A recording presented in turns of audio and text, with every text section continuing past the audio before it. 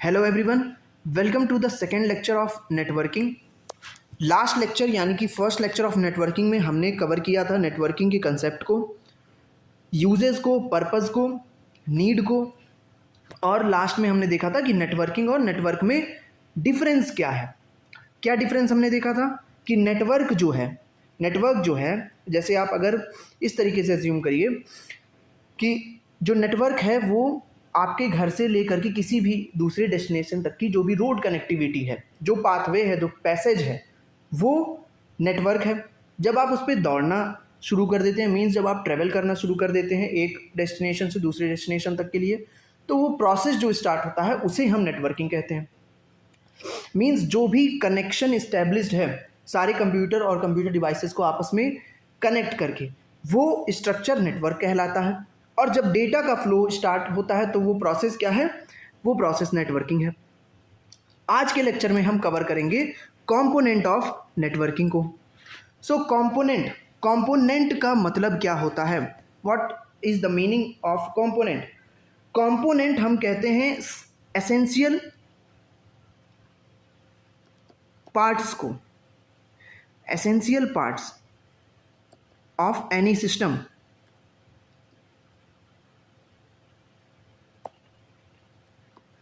This can be referred as component. Means networking जो भी establish होगी उसके जो इंपॉर्टेंट पार्ट्स होंगे उन्हें हम कंपोनेंट्स कहेंगे। सो कंपोनेंट्स को बेसिकली हम टू पार्ट्स में डिवाइड करते हैं। एक है hardware components and software components. जैसा कि हम जानते हैं कंप्यूटर सिस्टम के भी मेनली दो कंपोनेंट्स होते हैं, एक हार्डवेयर कंपोनेंट्स और दूसरे जो कि इनटेंजिबल इन नेचर होते हैं, सॉफ्टवेयर कंपोनेंट्स। सेम यहाँ ही है कि नेटवर्किंग के कंपोनेंट्स को दो तरीके से कैटेगराइज कर सकते हैं, एक hardware components of networking and second is the software components of networking. एक एक करके दोनों को समझते हैं। हार्डवेयर कंपोनेंट्स ऑफ नेटवर्किंग क्या है? हार्डवेयर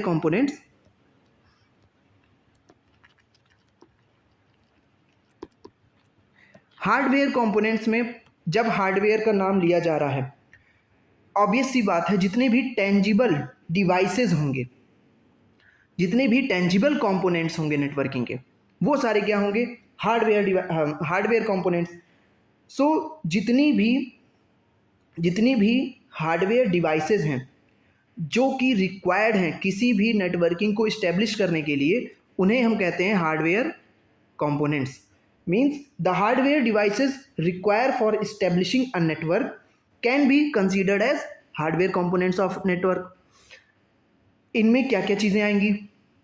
इनमें जो भी आप फिजिकल डिवाइसेस देखते हैं, किसी भी नेटवर्क को जब आप देखते हैं, जैसे आप कहीं भी ऑफिस में गए, आप बैंक में गए, आप वहाँ देखते हैं ढेर सारे कंप्यूटर्स हैं, आपस में कनेक्टेड हैं वायर्स के थ्रू, बगल में प्रिंटर लगा है, हब्स लगे हैं, स्विचेज हैं, राउटर लगे हुए हैं, वाईफाई। तो वो सारे क्या हैं? Hardware components. हब्स हो गए, स्विचेस, राइट, कंप्यूटर सिस्टम्स जिसे हम कह सकते हैं क्लाइंट, सर्वर्स, ये सारे क्या होंगे? Hardware components of networking. अब देखते हैं हब क्या है और स्विच क्या है।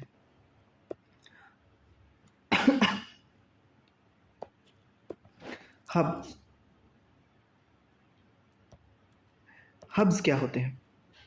हब्स एक तरह की डिवाइस होती है, जिसमें पोर्ट्स बने होते हैं।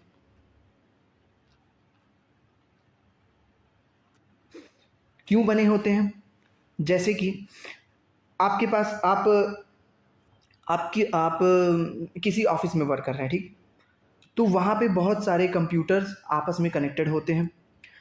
तो वहाँ पे कई बार ये होता है कि एक डिवाइस होती है जिसे हम हब कहते हैं, और उस डिवाइस में सेवरल पोर्ट्स होते हैं। उन पोर्ट्स के थ्रू हम कंप्यूटर सिस्टम में कनेक्शन प्रोवाइड करते हैं। इस तरीके से कुछ, ठीक। हब क्या कर रहा है? एक नेटवर्किंग में सेवरल कंप्यूटर्स को आपस में कनेक्ट करने का काम करता है। ठीक, अब स्विच क्या है?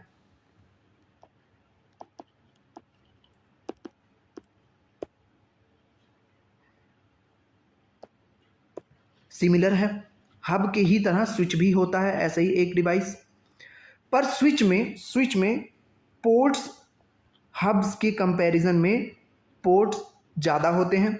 दूसरी चीज़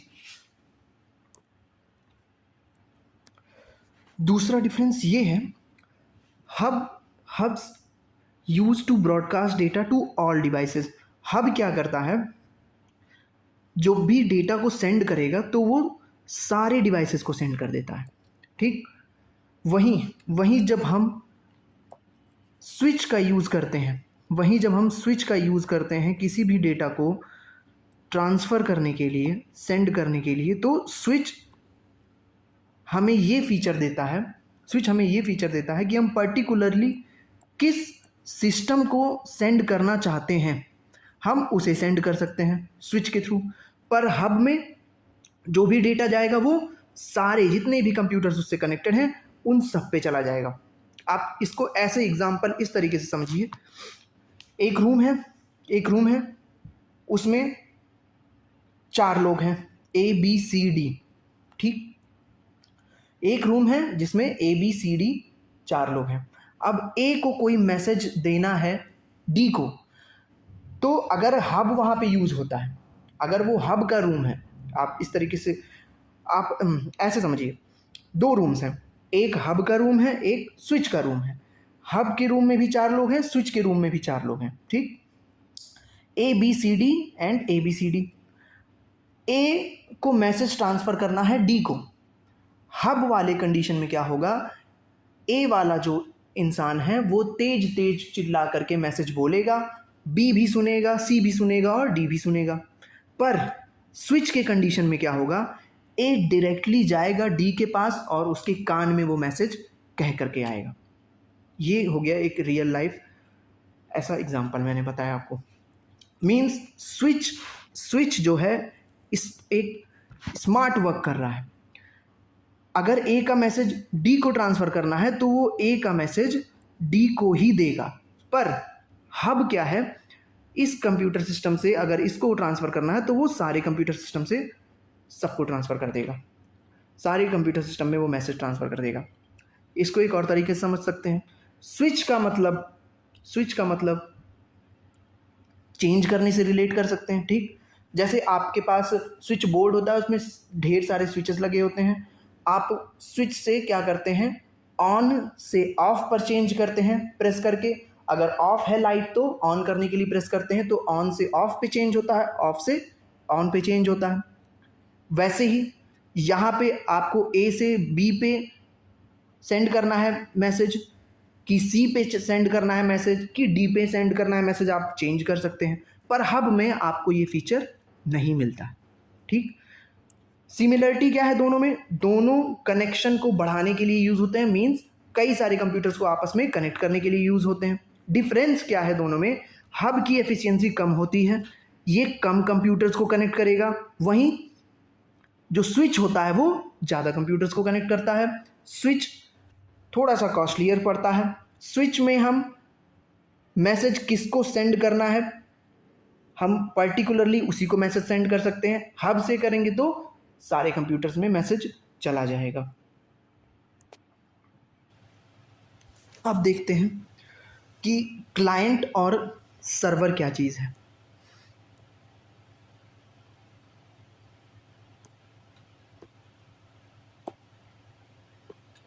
क्लाइंट एंड सर्वर।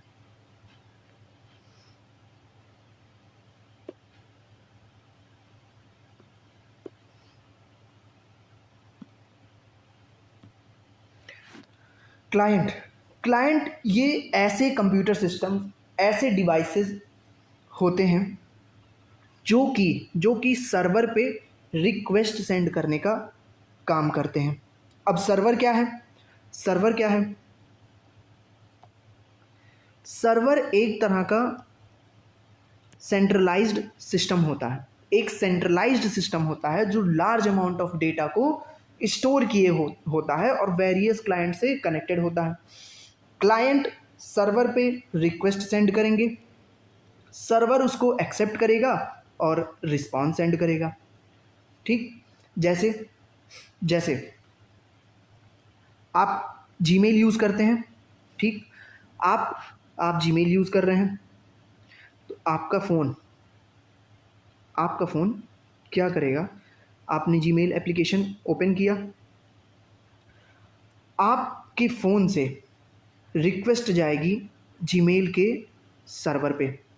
अब ये एक सर्वर जीमेल का जितने भी जीमेल यूज़र हैं उन सब के डेटा को ये स्टोर किया हुआ है। आप अपने अकाउंट से इस पे क्या करेंगे? रिक्वेस्ट सेंड करेंगे, ये रिक्वेस्ट को एक्सेप्ट करेगा, ये सर्वर रिक्वेस्ट को एक्सेप्ट करेगा। फिर आप क्या करेंगे? अपना जीमेल ओपन करेंगे और जिस भी पर्सन का या जिसका भी आपको मेल एक्सेस करना है, मान लीजिए आपको मेल कोई सर्च करना है तो आप सर्च करेंगे, इसके पास रिक्वेस्ट जाएगी, ये एक्सेप्ट करेगा और उससे रिलेटेड सारे मेल्स को आपके फ़ोन पे शो कर देगा। वहाँ से आप फेच कर लेंगे, वहाँ से उस मेल को आप एक्सेस कर लेंगे।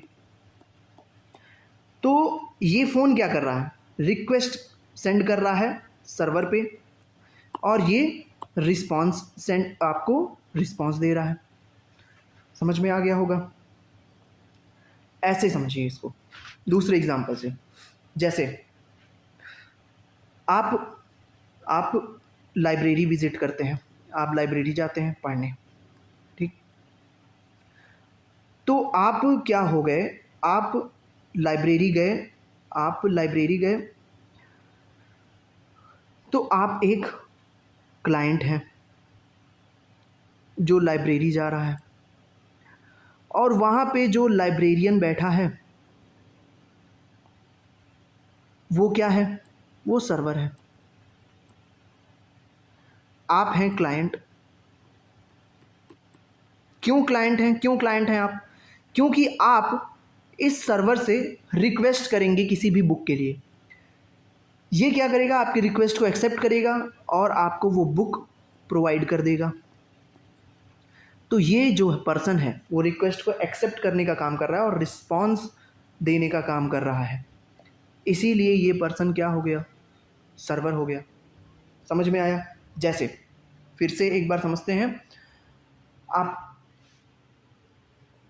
सोशल मीडिया यूज़ करते हैं, इंस्टाग्राम यूज़ करते हैं, तो इंस्टाग्राम का एक सर्वर होता है, व्हाट्सएप का एक सर्वर होता है, ठीक।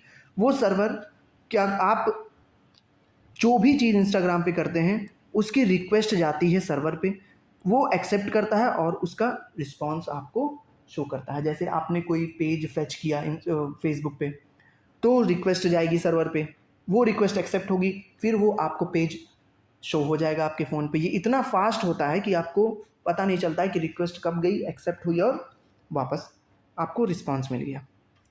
ठीक, समझ में आ गया होगा कि सर्वर क्या है और क्लाइंट क्या है।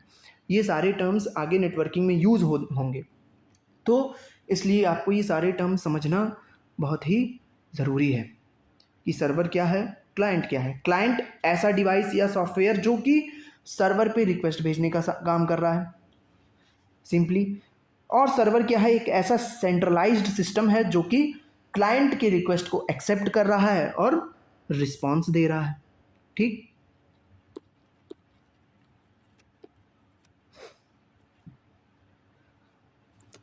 ये सारे devices hubs, switches, client, server, ये सारे जो भी डिवाइसेस हैं वो अल्टीमेटली हैं हार्डवेयर कंपोनेंट्स। ठीक, हार्डवेयर कंपोनेंट्स को हम फर्दर 2 पार्ट्स में क्लासिफाई कर सकते हैं।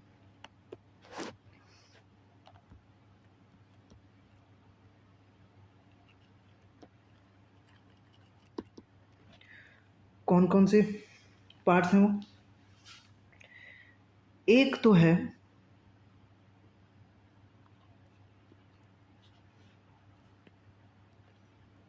node,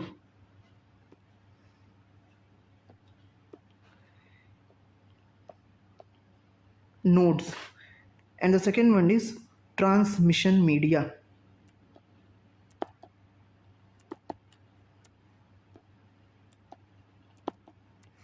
अब ये नोड क्या है और ट्रांसमिशन मीडिया क्या है? नोड क्या है और ट्रांसमिशन मीडिया क्या है? देखो, नोड्स नोड्स वो सारे डिवाइसेस हैं, वो सारे डिवाइसेस हैं,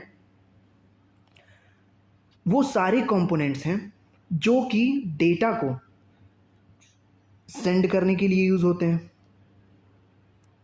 फॉरवर्ड करने के लिए यूज होते हैं, या फिर रिसीव करने के लिए यूज होते हैं। ठीक, जब भी हम नेटवर्किंग प्रोसेस देखते हैं तो उसमें यही होता है, डेटा या तो एक सिस्टम से दूसरे सिस्टम पे सेंड होगा या उसी सिस्टम से आगे फॉरवर्ड होगा, और ये जो लास्ट वाला सिस्टम होगा वो डेटा को रिसीव कर रहा होगा, राइट? तो ये सारे डिवाइसेस, इन सारे डिवाइसेस को हम क्या कहते हैं? Nodes. Means any device in networking that can be used for sending, receiving और forwarding the data। या तो वो डेटा को सेंड कर रहा हो, या तो वो डेटा को फॉरवर्ड कर रहा हो, या तो वो डेटा को रिसीव कर रहा हो। ऐसे जो भी डिवाइसेस होंगे उन्हें हम क्या कहेंगे? नोड्स कहेंगे, नोड्स कहेंगे। अब जो भी आप डिवाइसेस देखेंगे, जैसे अभी जो हमने डिवाइसेस, जितने भी डिवाइसेस के बारे में पढ़ा, hubs, switches, server and client, ये सारे डिवाइस क्या कर रहे हैं? आप देखिए, क्लाइंट रिक्वेस्ट सेंड कर रहा है, ठीक, हब और स्विच क्या कर रहे हैं? फॉरवर्ड कर रहे हैं। सर्वर क्या कर रहा है? एक्सेप्ट कर रहा है, मींस रिसीव कर रहा है उस रिक्वेस्ट को। समझ में आया? तो ये सारे क्या होंगे? सारे नोड्स के एग्जाम्पल है। अब ट्रांसमिशन मीडिया हम देखते हैं क्या है। ट्रांसमिशन का मतलब क्या होता है? ट्रांसमिशन का मतलब ट्रांसमिट होना, एक जगह से दूसरी जगह जाना। मीडिया मीन्स मीडियम जिसके थ्रू डेटा ट्रांसमिट होगा। तो ट्रांसमिशन मीडिया क्या है? ट्रांसमिशन मीडिया को हम सिंपली कह सकते हैं, it refers to the path और the route that is use to connect the nodes. जो सारे नोड्स को आपस में कनेक्ट करने का काम करता है, उस रूट को, उस पाथ को जिसके थ्रू डेटा ट्रेवल करेगा किसी भी नेटवर्किंग में, उसे हम कहते हैं ट्रांसमिशन मीडिया। उसे हम क्या कहेंगे? Transmission media. अब यहां पर एक चीज और है, क्या है वो चीज?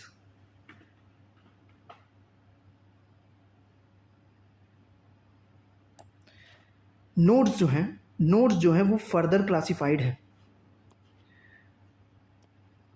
नोड्स जो है वो फर्दर क्लासिफाइड है। एंड नोड्स और इंटरमीडिएरी नोड्स में।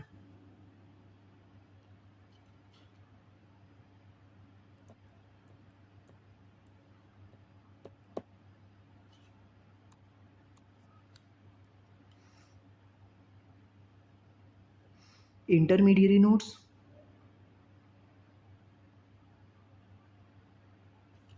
या फिर और एंड नोड्स।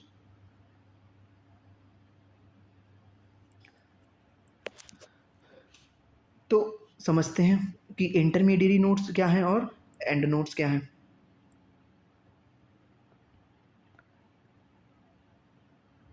इस इमेज के थ्रू आप एकदम सिंपली समझ सकते हैं कि इंटरमीडिएरी नोड्स क्या है और एंड नोड्स क्या है। एंड नोड, अगर आप वर्ड पे ध्यान देंगे तो यहां पे एंड लिखा है, ठीक। एंड नोड या तो शुरुआत में होंगे या तो एकदम एंड में होंगे। काम क्या है एंड नोड्स का? एंड नोड या तो डेटा को सेंड कर रहे होंगे, मीन्स या तो डेटा को प्रोड्यूस कर रहे होंगे, या फिर डेटा का कंजप्शन कर रहे होंगे, या फिर डेटा को कंज्यूम कर रहे होंगे। अभी मैं आपको एक सिंपल सा सिनारियो क्रिएट करके आपको दिखाऊंगा, आपको सब कुछ एकदम क्लियर समझ में आ जाएगा। जैसे यहाँ पे देखिए, आप यहाँ पर आप देखिए,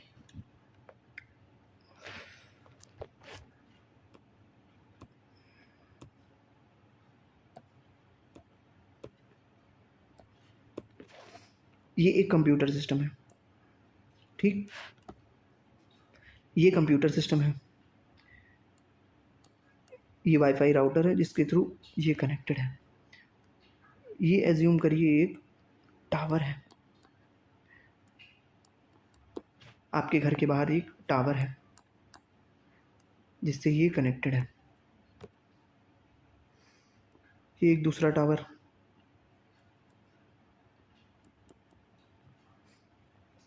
फिर यहाँ पे आता है आपका एक सर्वर, ठीक।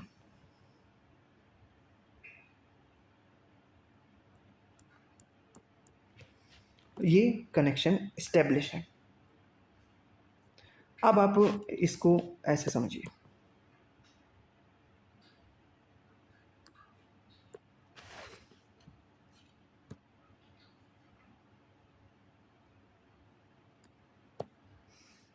ये कंप्यूटर है ना, ये जीमेल का सर्वर है,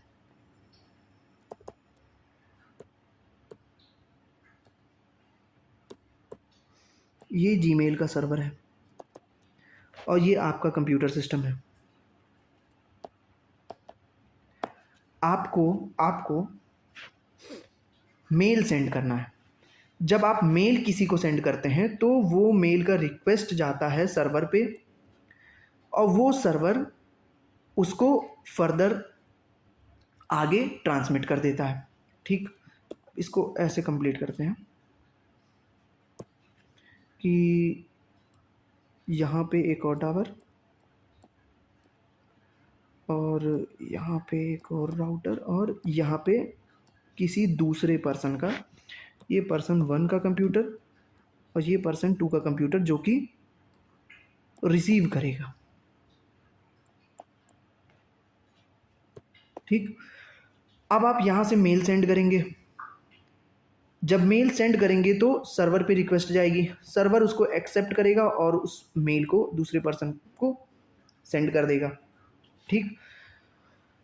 तो यहाँ पे आप देखिए, डेटा का जो ओरिजिन पॉइंट है ये है पर्सन 1 का कंप्यूटर, ठीक। मीन्स डेटा यहाँ क्या हो रहा है, प्रोड्यूस हो रहा है। आप मेल राइट कर रहे हैं तो आप अल्टीमेटली डेटा प्रोड्यूस कर रहे हैं, और डेटा यहाँ से होते हुए यहाँ पे जाकर के डेटा क्या हो रहा है, कंज्यूम हो रहा है। कंज्यूम का मतलब वो जो मेल आप सेंड करेंगे वो इस कंप्यूटर के थ्रू यूज होगा, राइट, ठीक। तो एंड नोड इसमें क्या क्या है, एंड नोड इसमें क्या क्या है, एक तो हमें ये लिखना है, ये डेटा को प्रोड्यूस कर रहा है तो रिक्वेस्ट उसकी कंज्यूम हो रही है यहाँ, फिर यहाँ से रिस्पॉन्स जा रहा है जो कि कंज्यूम हो रहा है यहाँ। तो यहाँ पे एक डेटा का प्रोडक्शन हो रहा है, एक एंड हो गया। अगर आप देखें तो ये दोनों साइड के एंड में ही तो है ये, तो एक एंड पॉइंट ये हो गया, एक एंड पॉइंट ये हो गया, और एक एंड पॉइंट ये हो गया। अगर इसको हम यहाँ पे अरेंज कर दें, मीन्स इसके आगे, तो वो एंड पॉइंट हो जाएगा, राइट। मीन्स P1 से डेटा आया सर्वर के पास, सर्वर से P2 के पास डेटा गया। तो यहाँ पे जो ये क्लाइंट 1 है ये भी एंड नोड होगा, ये सर्वर भी एंड नोड होगा, और क्लाइंट 2 भी एंड नोड होगा। ये दोनों एंड नोड होंगे और सर्वर एंड नोड होगा। बीच में जो भी डेटा को आगे फॉरवर्ड करने का काम कर रहे हैं वो क्या है? वो है इंटरमीडियरी नोड्स। वो क्या है? वो है इंटरमीडियरी नोड्स। अभी भी अगर नहीं समझ में आया तो आप इतना ही केस लेकर के समझिए। इसको हटा देते हैं। अब आप समझिए,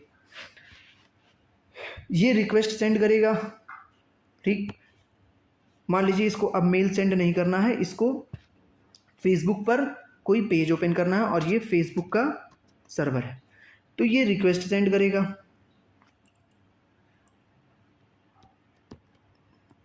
ये रिक्वेस्ट एक्सेप्ट करेगा, फिर ये रिस्पॉन्स सेंड करेगा, राइट।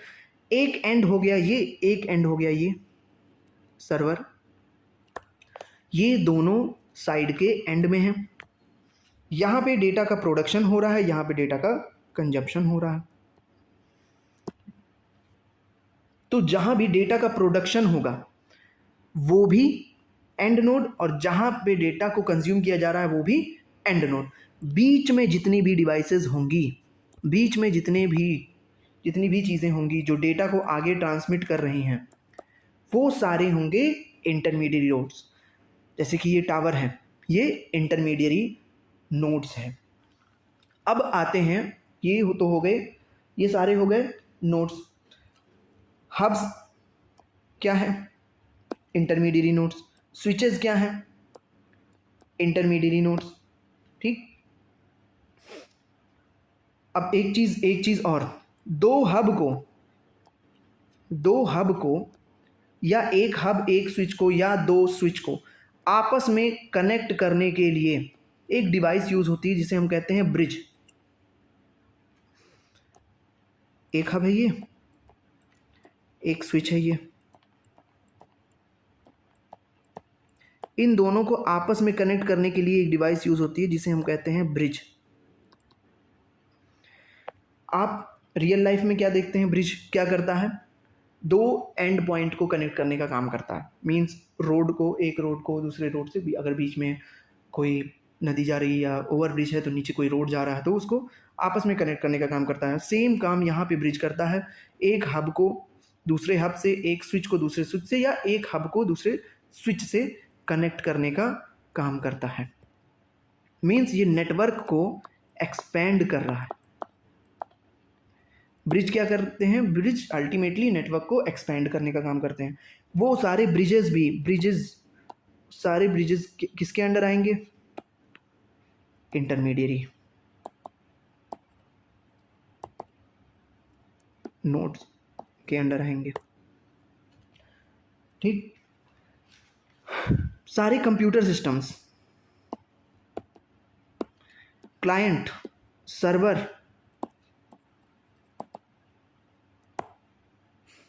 मोबाइल फ़ोन, ये सारे किसके अंडर आएंगे? ये सारे होंगे एंड नोड्स, ठीक।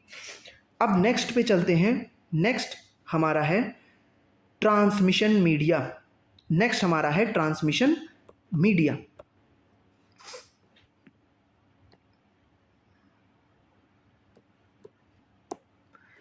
Transmission media is also further classified in two parts. One is wired.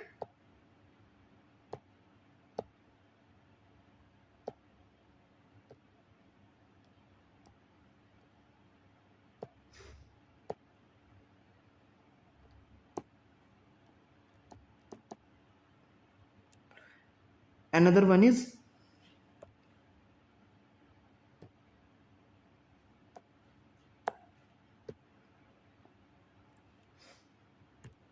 Wireless.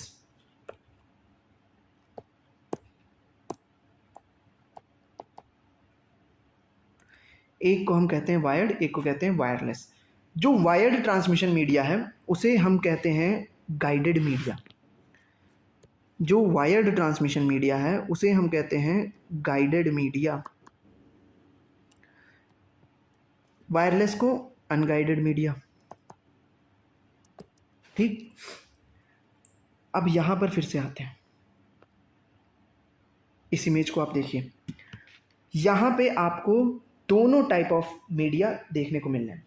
Wired media का सीधा सीधा मतलब होता है जब दो कंप्यूटर सिस्टम या कोई भी डिवाइस, दो कंप्यूटर सिस्टम या दो से ज़्यादा कंप्यूटर सिस्टम या कोई भी डिवाइस आपस में फिजिकल वायर के थ्रू कनेक्टेड है, उसे हम कहेंगे गाइडेड मीडिया या वायर्ड मीडिया।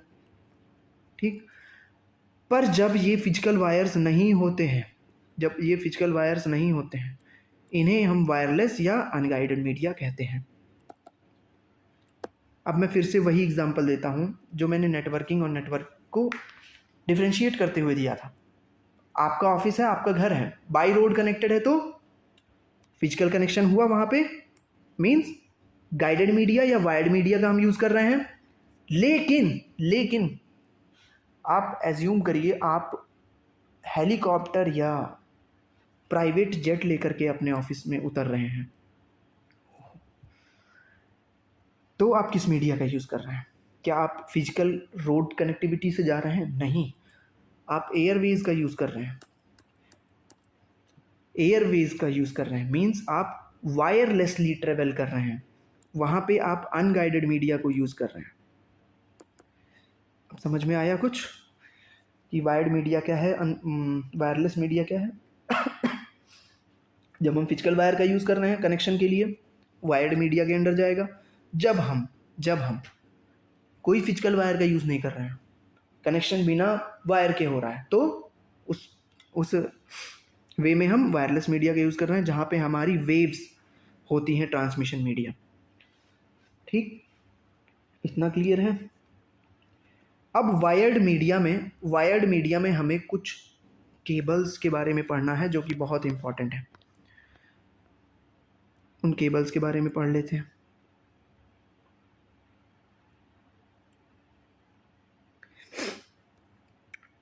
ये है वो वायर्स। अब क्या क्या वायर्स हैं?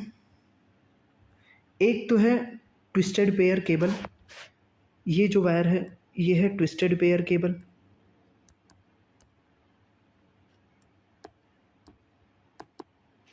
ये है coaxial cable,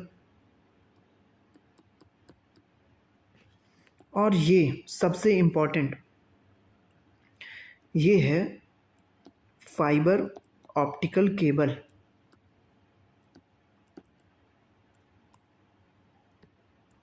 fibre optical cable. Twisted pair cable क्या होती है? आप नेम पे ध्यान दीजिए। ट्विस्टेड पेयर मीन्स एक पेयर ऑफ वायर होगी जो आपस में ट्विस्ट होगी, जैसा कि यहाँ पे आप देख रहे हैं। पेयर मतलब दो दो वायर्स हैं आपस में ट्विस्ट करके यहाँ पे ये यूज़ की गई है। कहाँ पे यूज़ होते हैं ये? टेलीफोन्स में, डेटा कम्युनिकेशन में। कोएक्सियल केबल, ये आप देखे होंगे आपके केबल टीवी में। इंटरनेट के लिए भी, कनेक्टिविटी के लिए भी कोएक्सियल केबल का कहीं कहीं यूज़ किया जाता है। अब जो सबसे इम्पॉर्टेंट केबल है फाइबर ऑप्टिकल केबल, इसको हमें समझना है। इसको हम ऐसे समझेंगे,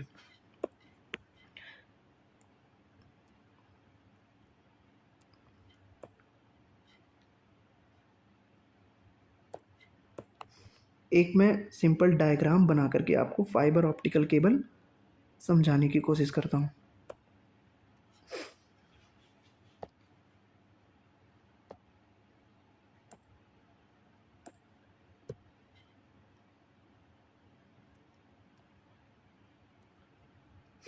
अब यहाँ पर आप देखिए, यहाँ पे क्या है? ये एक सिंपल डायग्राम है फाइबर ऑप्टिकल केबल का।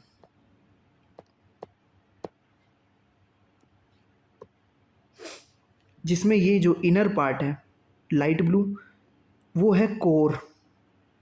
ठीक, जो डार्क ब्लू वाला पार्ट है उसे हम कहते हैं क्लेडिंग, और ये ऊपर से प्लास्टिक की प्रोटेक्शन लेयर है।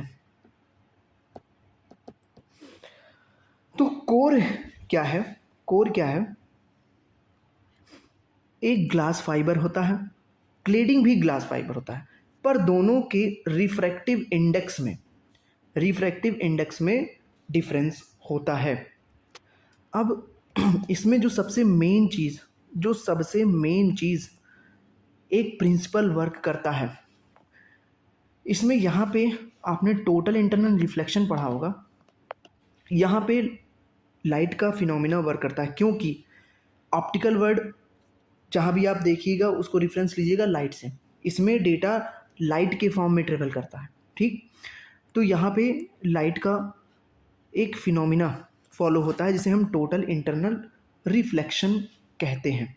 अब वो कैसे फॉलो होता है, जब लाइट किसी एक रिफ्रैक्टिव इंडेक्स से दूसरे ऐसे मीडियम में जाती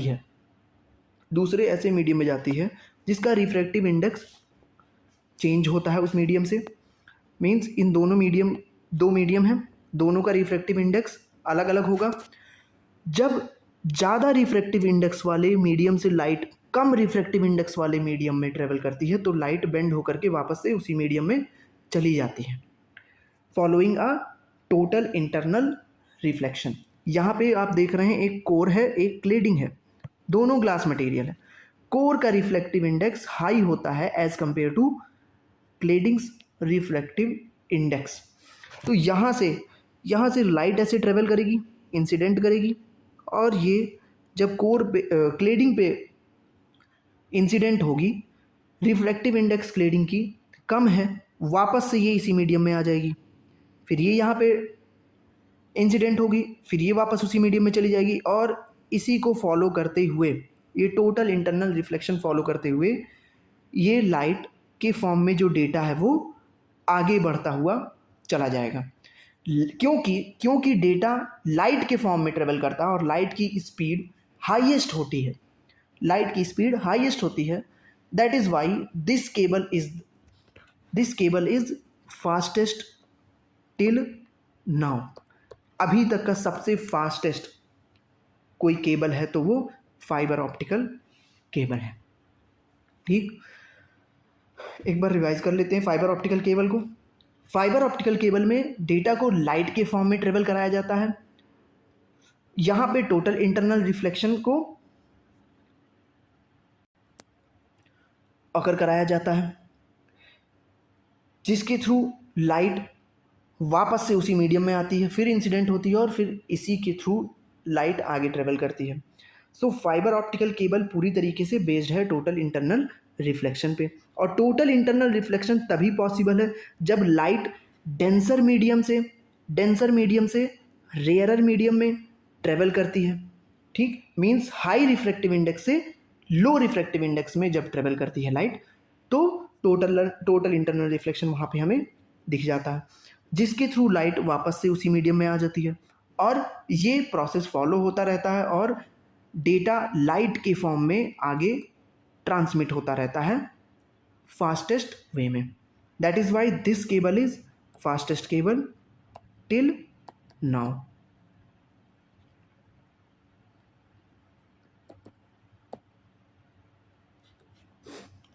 तो आज का लेक्चर यहीं तक रखते हैं, बाकी आगे की चीज़ें हम नेक्स्ट लेक्चर में देखेंगे।